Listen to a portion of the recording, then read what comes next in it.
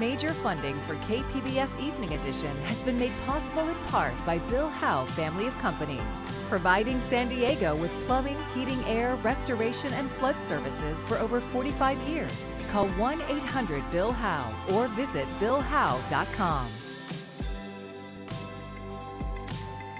And by the Conrad Prebys Foundation, Darlene Marcos Shiley, and by the following.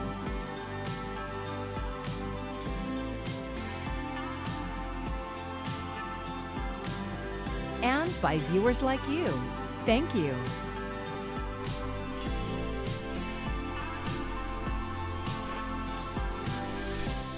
A heat advisory remains in effect for San Diego. Thank you for joining us. I'm Maya Trabulsi. The National Weather Service expects high temperatures near 88 degrees in the city through the end of the week. KPBS education reporter Katie Anastas says San Diego Unified has safety plans in place to help students stay cool. During heat waves like this one, district leaders say schools might limit or reschedule recess and other physical activity. All activities, depending on the weather, can be modified, rescheduled, relocated, or even shortened. Jennifer Alfonso manages nursing and wellness in the district. She says staff are providing water and encouraging kids to stay hydrated. Alfonso says teachers, staff, and coaches are trained to recognize signs of heat illness in students. Maybe they start to feel lightheaded, they start to feel dizzy, maybe a little nauseous. Again, you want to seek medical help. And the most extreme case is when you start to have altered mental status, you start to get confused, or maybe when you're walking, you're extremely unbalanced. That definitely is an emergency situation, and we want to prevent that. She encourages parents to remind kids to wear lightweight clothing and sunscreen, and to tell teachers if they don't feel well. We want to encourage students and staff to be honest and to tell someone when they're not feeling well so we can get them the care that they need. The district says all classrooms have air conditioning. Gyms, kitchens, restrooms, and locker rooms don't. Classes in non-air conditioned portables might move to auditoriums or other spaces with air conditioning. The National Weather Service expects high temperatures to drop down to 80 degrees on Monday. Katie Anastas, KPBS News. More cuts are on the way for the troubled South Bay Union School District as it faces about a $13 million deficit. It's planning to get rid of 30 staff positions across the district.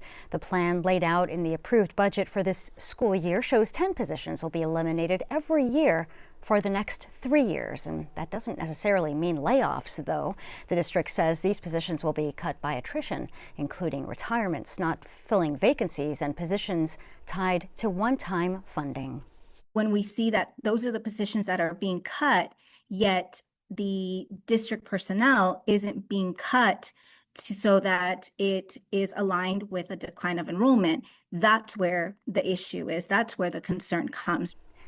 The cuts are expected to save the district about $1.75 million. In a statement, the district says our focus is not simply on reducing staff as enrollment declines. We remain committed to enhancing our program offerings both during the school day and through our extended learning program. The heat, the humidity, it continues. I wish I could just zap it away because I'm sure a lot of you are sick of it at this point, but unfortunately, I don't have those kinds of powers. But we do have some relief in sight. I'll talk about when that high pressure is moving out of here and what else you need to know as we head into the rest of your week coming up. Proposed restrictions on police stops aims to ensure an equitable policing environment for all San Diegans. The San Diego Commission on Police Practices sent new recommendations to the police department on Monday, and they include prohibiting stops based solely on minor equipment or administrative violations, and limiting stops to those supported by evidence or observed conduct. The commission also urged officers to enforce principles of procedural justice during traffic and pedestrian stops. The commission is an independent oversight body for the SDPD, and it was created in 2020. The city of San Diego is a step closer to setting limits on any potential parking fees at its beaches. The proposal also includes Mission Bay, which the city operates. The initial proposal at today's Rules Committee meeting was to ban paid parking at dozens of locations for a period of 10 years. City Council member Kent Lee modified the plan to apply it to city residents only and eliminate the 10-year time limit. I mean, I do know our neighbors north of us certainly charge for beach parking, and the state certainly does at all of its state lots. And I just point that out because, I mean, again, I also respect the value of the access for county residents, but it's a little ironic to me when our county neighbors in other cities are charging our residents to park at their beaches, but we would never be allowed to do the same thing. The Rules Committee approved the item unanimously. It will be heard by the full City Council at a later date. New developments tonight surrounding the issue of affordable housing in Del Mar. The Del Mar Fairgrounds Board voted to end negotiations with the City of Del Mar to build on its property. KPBS North County reporter Alexander Nguyen has been following this story for the past 2 years, and he brings us the latest. At the special closed session of the Del Mar City Council meeting Tuesday, city leaders were looking for a path forward. So specifically, what's the likely outcome of annexation of property between these two cities? The operator of the fairgrounds is the 22nd Agricultural District. They voted at the August 18th meeting to end negotiations with the city on building affordable housing on fairgrounds land. We hope that they do reconsider. Del Mar Mayor Tracy Martinez sent a letter to the Fairgrounds Board on Friday asking them to reconsider their decision. She hasn't heard back yet. The 5-3 decision to end negotiations was a surprise to her. I would say shock. The city has been working with the fairgrounds for the past 2 years, but the relationship has been fraught, with negotiations paused at least twice. Martinez thought they were making progress before the latest vote. The city got a $1.7 million Housing Acceleration Program grant from the state toward the project. $800,000 of taxpayer money went into looking at sites that the Fair Board wanted us to study. This location is the only property that the Fairground Board says is viable for affordable housing, but it sits within the boundaries of the city of San Diego, and that's where it gets messy. So the city went to work and started doing the steps of what it would take for annexation. We see a clear path. We saw no issues. But the 22nd Agricultural District didn't see it that way. We don't know if the city of San Diego and the city of Del Mar can work out an agreement to annex property. Martinez says Del Mar and San Diego were in talks and there was initially support from the county. That's all now moot. With this affordable housing project at the fairgrounds off the table for Del Mar, the city will now have to upzone the North Bluffs for density housing. That's also where the stalled Seaside Ridge development is proposed. The property owner sent a letter to the city saying state housing laws require the city to allow the project to move forward. Martinez disagrees. We do not believe that they're ready to build. They did not complete their application. Seaside Ridge is currently suing the city to get the development approved. Alexander Nguyen, KPBS News.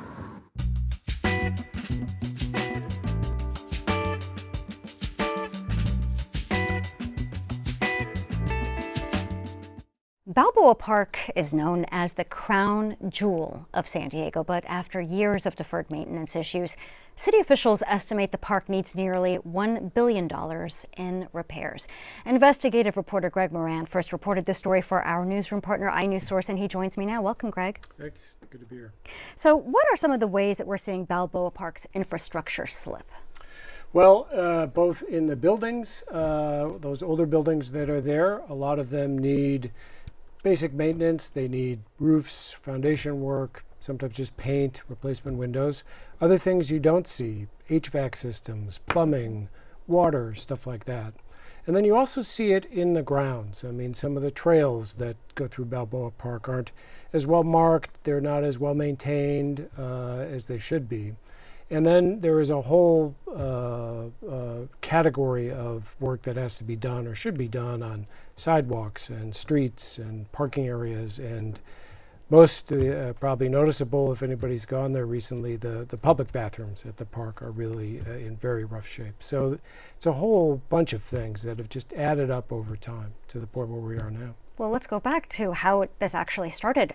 How did these maintenance issues become so dire? Well, they started small and got big, I think. This is a problem that is really, as we said in the story, decades in the making. This isn't the fault of the current administration, the most recent administration, or whatever. This is years, decades of neglect by the city, which owns and runs the park, that has just built up to a point that, I mean, 10 years ago, the city commissioned a study which estimated the amount of money it would take to bring all the park systems, the ones that were going to expire, their useful life was going to expire, the repair, the maintenance. It was $446 million. That was in 2016. So that's pre-COVID, that's pre-inflation spike, that's pre-wars, that's pre-tariffs. That's, so it's significantly more than that. If it was that much 10 years ago, which was a number that had been built up over many, many years, it's going to be higher now. Greg, in your reporting, you mentioned how paid parking could have gone back towards the park. So what is going to happen to that extra money now? Well, there wasn't extra money. The way that the purpose of the paid parking program, it kind of got lost in a lot of the din, was to establish something that Balboa Park has never had as a park, which is an independent revenue source, just dedicated to Balboa Park. So if you compare it to Mission Bay Park, which is a very different park, it has commercial interests, they have leases, they throw off money. But Mission Bay Park, the money that it generates, the city takes a chunk of it, but about a third of it stays in the park, and it's used to improve the park's appearance, its infrastructure, and things like that. Balboa Park has nothing like that. The paid parking program was intended to try to replace the $17 million that the city's general fund spends on maintaining the park, and then any amount over that would be used for park improvements. So I thought of it as kind of the first baby step to really developing an independent revenue source that would stay in the park and begin tackling some of these problems. What are some options for a revenue stream for Balboa Park? Well, paid parking is obviously out. Yeah. But there are things you could do in the park. You could rent like the botanical building, that great building which was just renovated for about $28 million. You could begin hosting events there for private organizations or semi-private organizations and charge for that, take a piece off of that. You can somehow, you can monetize different parts of the park. I was surprised to find out that many of the nonprofit institutions in the park do not pay rent or lease payment. The terms of their agreements with the city, which goes back to the 80s, absolves them from that. The city also pays the water bill for everybody in the park. So there are things you can do, but that's kind of on the margins. This is such a big number. There has to be a much more robust way of funding the improvements that the park needs. So the city has to finish updating the park's master plan by 2028. So what has to be done before that? Well, there's a whole process that they're doing with the master plan. They're going to have meetings, they're going to have community meetings, they're going to look at things, they're going to gather a lot of data. That will be important, and I think it will address, perhaps some of the governance issues. It will certainly address, I think, the financial issues and make suggestions about, what should be done or what could be done. But it's really a way, the last time I think that the plan was updated was 2012. It was a long time ago. So I think it's a way to kind of think about how to tackle some of these pretty urgent problems with the park in the next 10 or 15 years. Well, Greg, thank you so much for your reporting and for being here. We appreciate it. Thanks. And I've been speaking with iNews Source investigative reporter Greg Moran. iNews Source is one of our partners for the Public Matters Initiative. You can learn more about Public Matters at kpbs.org. I'm Jeff Bennett. Tonight on the NewsHour, Meta agrees to a multi-billion-dollar settlement over claims that its social media platforms are harming children. That's at 7 after Evening Edition on KPBS. And Meta has agreed to pay around $18 billion to end the landmark lawsuit. Multiple states sued the social media giant, alleging the company intentionally designed addictive platforms that harmed young people's mental health. As part of the settlement, Meta has agreed to make changes to its platforms to make them safer for minors. Jen Sullivan explains. In a landmark legal battle, Meta, the owner of Facebook and Instagram, has agreed to pay roughly $18 billion over claims the company designed its platforms to be addictive and harming to young users' mental health. The lawsuit was brought jointly by 29 states in 2023. This is the era of holding big tech accountable. Multiple state attorneys general praising the outcome, including New Jersey, where the payout is the largest state consumer protection settlement in history outside the big tobacco settlements of the 1990s. Meta was telling parents everywhere that their top concern was the safety of their children, and it wasn't. Their top concern was making a buck. Meta has long denied that its platforms harm children and did not admit wrongdoing as part of the settlement.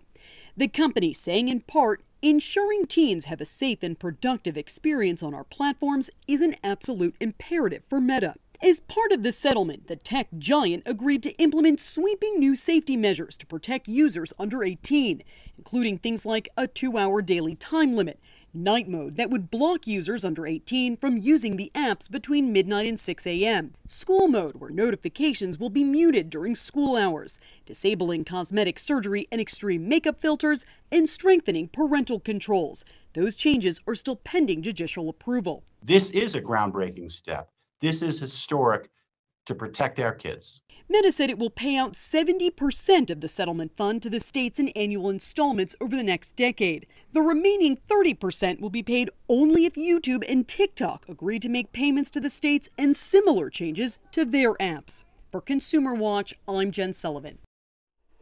President Donald Trump woke this morning with a boost to his midterm election prowess. Two of his preferred candidates notched wins in primary runoff races overnight in what marked significant victories for Trump at a time his sway in the upcoming midterms is being tested. Maddie Gannon reports from the White House. There's little doubt Tuesday's primaries were a positive sign for President Donald Trump. The most anticipated win for the president came in South Carolina. Senator Darlene Graham defeated South Carolina Congressman Ralph Norman in a special primary runoff to fill the seat of former Republican Senator Lindsey Graham in the wake of his death. After her brother died suddenly last month, Graham was handpicked by Trump to fill the seat, and Trump injected major political capital and money into helping her secure this victory. That included a rally in Myrtle Beach last week. Graham won nearly 3/4 of the vote in the county where that rally took place, and Graham was clear about who she credits for her victory. Mr. President, Lindsey truly loved you and viewed you as one of his closest friends. Our victory would not have been possible without you, and we are truly grateful. South Carolina is truly Trump country. Graham is now set to face Democratic nominee Annie Andrews in November. Trump also saw his pick to be the Republican nominee for governor in Oklahoma notch a victory. It's all been seen as a boost for the president amid questions about the power of his endorsement, with the midterm elections less than 3 months away.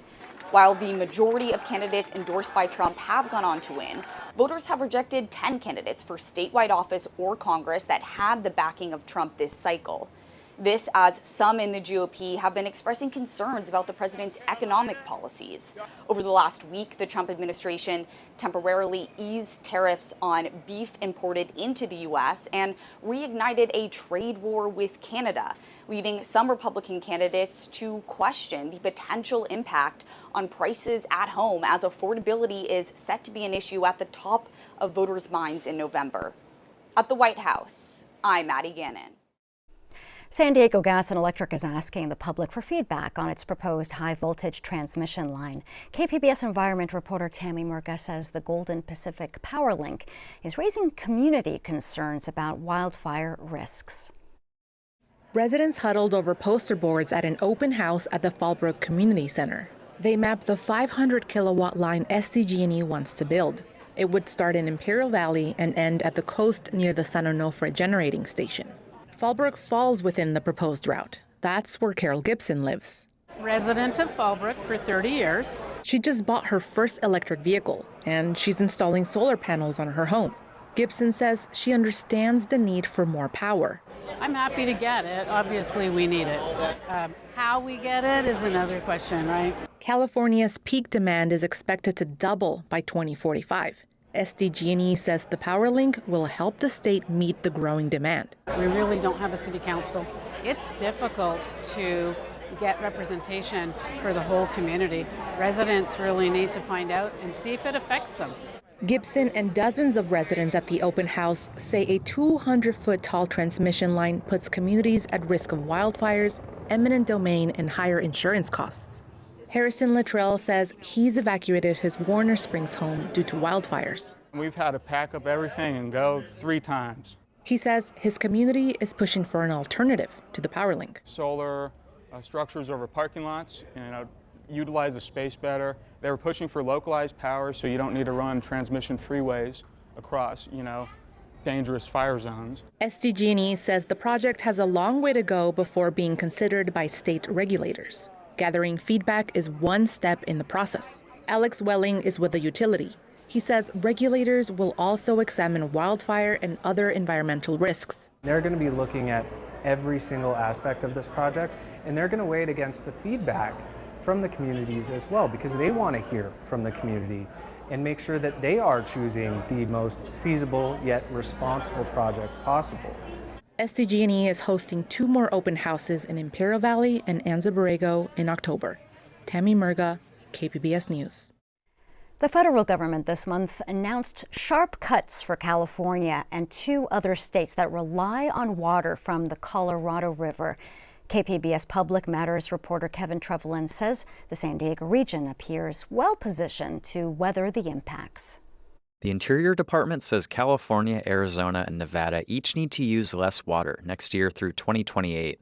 That's while drought and rising temperatures continue to drain the Colorado River. Well, in a practical context for California, it means giving up a big chunk of water. Felicia Marcus is a visiting fellow at Stanford University and used to chair the California State Water Resources Control Board. She says local leaders have proactively supplemented the water supply here to minimize the impact of upstream cuts. The folks in San Diego have recognized their vulnerability and invested, which, frankly, as much as people complain about the cost is a pittance compared to the cost of inaction when the taps run dry. A seawater desalination plant in Carlsbad supplies roughly a tenth of the region's drinking water, and the city of San Diego and other municipalities have pursued large-scale water recycling projects in recent years. Marcus says the San Diego area was also ahead of the curve on water conservation when the state was facing its worst ever modern drought in the mid-2010s. San Diego is actually one of the more efficient urban areas in the entire state. In fact, the San Diego County Water Authority is oversupplied with water, which it sells to other agencies. Officials are also exploring how to sell excess water to other thirsty western states. And what that means is we in San Diego and in California would not take some of our share of Colorado River water, therefore leaving that for places like Nevada and Arizona who could but much more desperately use it. Jim Medaffer is a member of the Water Authority's board. He says an interstate marketplace would create even more incentive to build infrastructure like desalination plants. Instead of debating on how to divide scarcity, start competing to create abundance. And I think that's what, how America's always solved some of its greatest challenges. The Water Authority and its counterparts in other states are waiting on the federal government to work out some of the thorny legal questions tied to selling water across state lines. Kevin Trevelyan, KPBS News.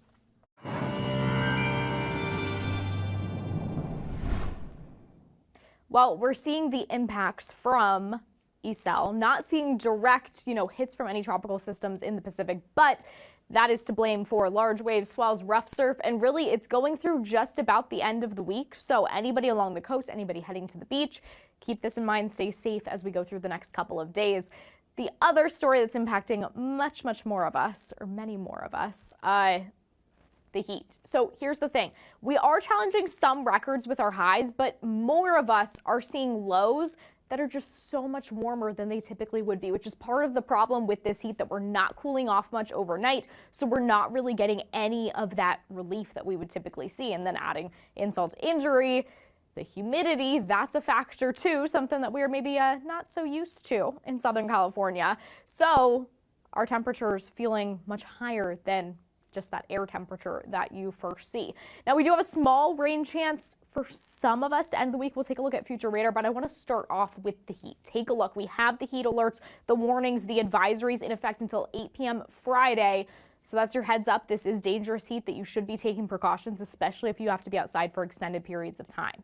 We take a look at our overnight lows. I mean, this is what I'm talking about. 83 in Borrego Springs, 70 in Ramona, 73 in San Diego. We are just not cooling off much at all.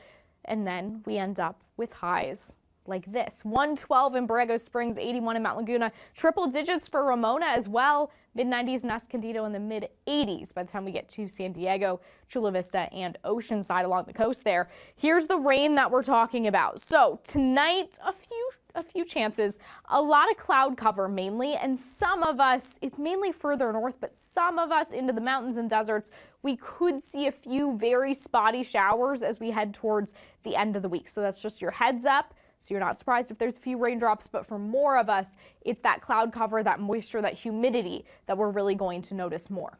Taking a look at your next 5 days along the coast here, well, we are cooling off. We have lower temperatures in sight, 82 by the time we get to Sunday, and it continues into Monday. Next week, it's going to feel better, but we got to get through this week first. For our inland areas, 96 for Thursday compared to, we dropped to 89 by the time we get to Sunday, 86 by the time we get to Monday. That's some relief, 10 degrees between now and Monday.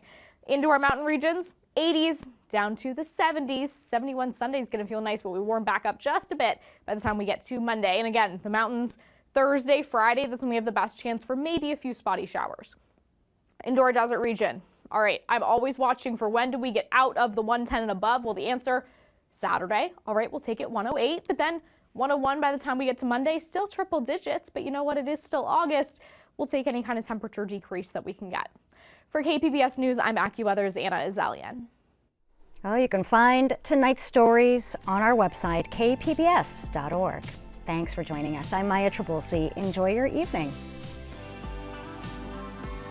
Major funding for KPBS Evening Edition has been made possible in part by Bill Howe Family of Companies, providing San Diego with plumbing, heating, air, restoration, and flood services for over 45 years. Call 1-800-BILL-HOWE or visit billhowe.com. And by the Conrad Prebys Foundation, Darlene Marcos Shiley, and by the following.